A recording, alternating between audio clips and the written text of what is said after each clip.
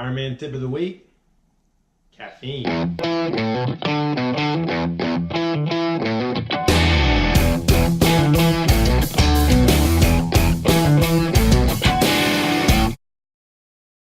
Well, hey everybody, Lauren actually asked me to do an Ironman tip of the week on pulling the perfect espresso shot.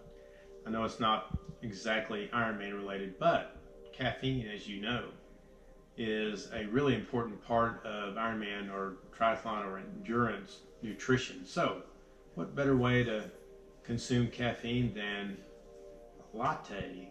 So we're going to pull some shots and do some latte art and try to make it worthy of consumption. So you may have seen my daughter Claire before in one of these videos. Say hi, Claire. Hi. Claire is actually got a job recently at a local coffee shop, so she is our resident barista. And so she's going to help me pull this shot, and I'm going to kind of lean on her to make it happen. So here's our little coffee setup, if you can see it. We got the dual boiler, nothing real fancy, it's no high dollar Italian model, but that's a Breville, does a great job. And we've got a nice Giotto grinder. That's actually the best part of this whole setup. We use a local coffee shop, coffee bean, actually Claire's coffee shop. They get a bean. What's the bean called? What's the roastery? Cats. Cats. Okay.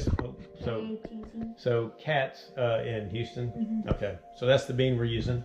Claire, why don't you set up and let's do a shot. So the grind is critically important to a good shot. That's about 18 grams. And you want to tamp it and make sure you got a good level bed of grounds. And the group head is right at 200 degrees. Turn it off. Oh, that's all right. Group head is right at 200 degrees. And you got to, yeah. And we'll run that shot about, this has got a pre-infusion, so you can run that shot at about 24 to 28 seconds, depending on volume. You can see that's a good, nice shot.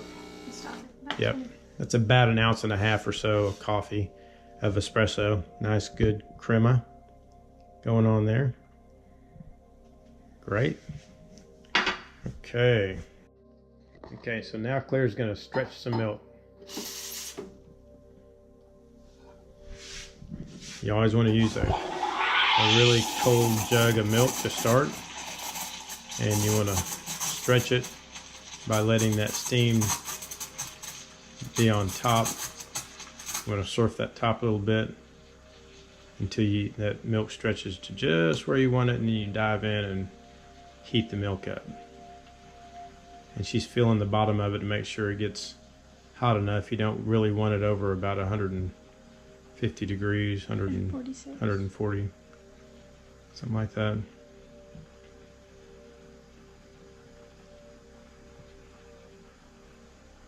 We're going to put her to the test here.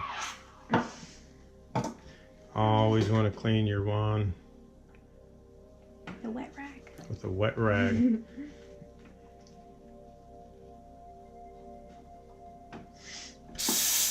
Okay.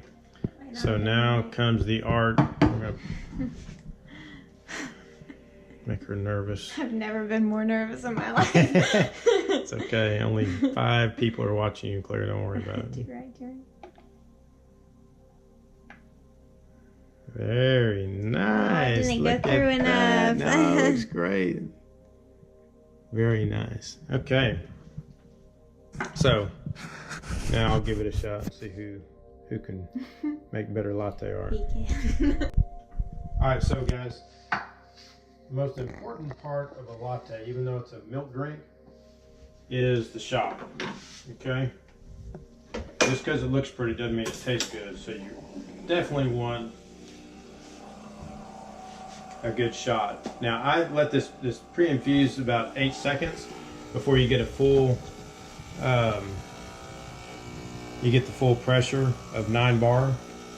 And so I let my shot run a little longer. Claire is a 24-second girl, and I'm about 27, 28, depending on the shot, because I'm trying to balance volume and there it is. That's just about right. That's probably about 1.7, 1.6, 1.7 ounces of espresso. Now we're letting that espresso set too long, and that's the cardinal sin. But so don't do that at home. Normally you set this double shot button up to your time, and then stretch your milk while the shot's being done, so you're not wasting any time. You don't let that espresso sit there and change flavor. Yeah, because it absolutely does affect the flavor. But with a milk drink, you can kind of get away with it.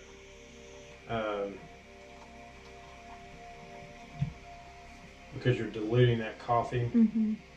If you were doing just an espresso shot, though, you'd totally taste the difference. Absolutely. If you're doing espresso shots, then you gotta. Okay. All right. So let's see if Dad has got the touch no here. pressure.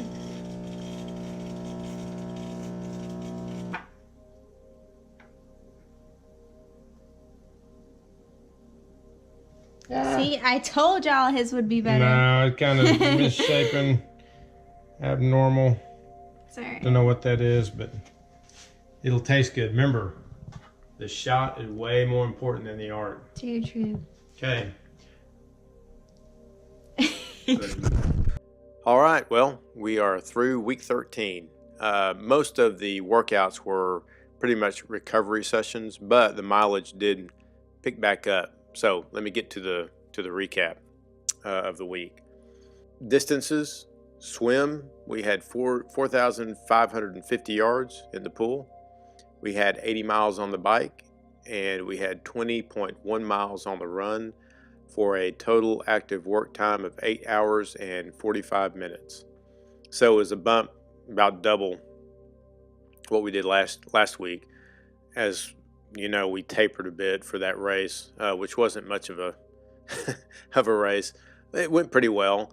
Nothing spectacular. The temperature was decent, but the humidity was really high. Just made it kind of a tough go. I did push about mile 7, and but really I just ended up kind of holding a pace.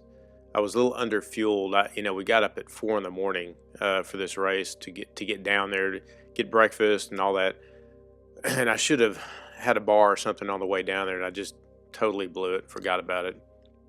So I ate a little something right before the race.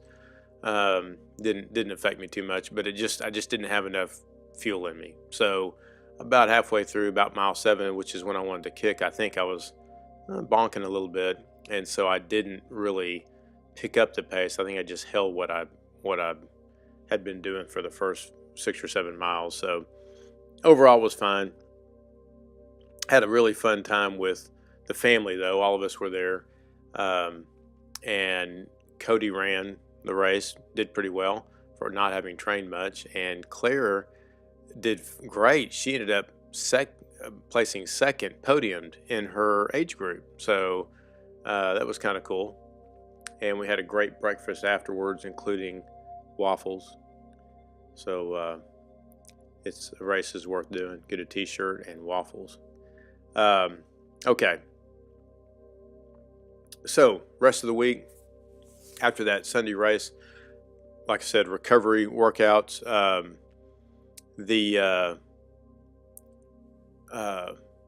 My long run on Thursday was a 10 mile. Now get this, temperature was about 72 or so. The humidity was about 74, 73, 74, something like that. I'm telling you, 10-mile run, 3 to 5 beats below my ceiling, okay? And my pace improved about 14 seconds a mile. Now, that's pretty significant for a 10-mile run. So when I say it improved 14 seconds a mile from my race time, okay, where I was pushing it.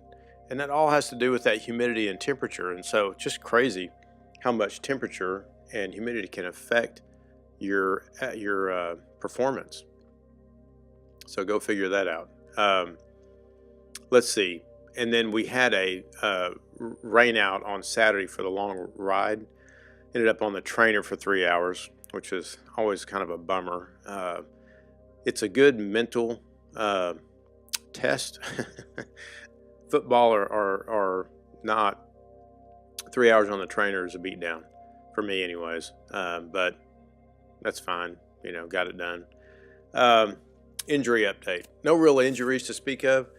I did on my Friday swim, I broke out the hand paddles, which I have not done because of my shoulder, and took it really easy with the paddles, but they're really so helpful for technique, just in drills, that I thought I'd try them out, and I just took it really easy, and I didn't feel any shoulder pain in the swim.